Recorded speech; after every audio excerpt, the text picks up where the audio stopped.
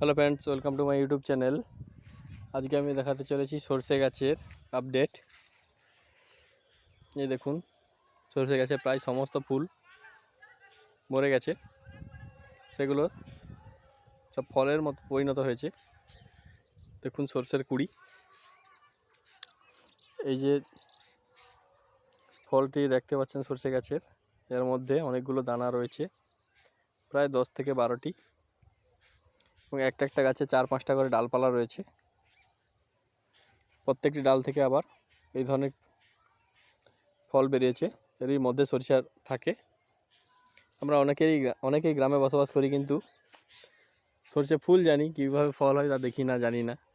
আর শহরের মানুষ তো জানেই না কীভাবে সরষে উৎপন্ন হয়, সরষে চাষ। দেখুন প্রায় একেবারে কম ফুল আছে, সব ফলে পরিণত হয়ে গেছে। এগুলো পরিপক্ক হতে কম করে হলেও 3 থেকে 4 সপ্তাহ সময় লাগবে। এই দেখুন, এই যে পাতাগুলো রয়েছে, পাতাগুলো পরপর খসতে শুরু করবে এবং ঝরে গিয়ে সব শুকনো হয়ে পড়ে যাবে। শুধুমাত্র কাণ্ডটি দাঁড়িয়ে থাকবে এবং এই ফলগুলি থাকবে লেগে, এবং ফলগুলি পরপর শুকোতে শুরু করবে এবং ভিতরে সরষেগুলো পরিপক্ক হতে শুরু করবে।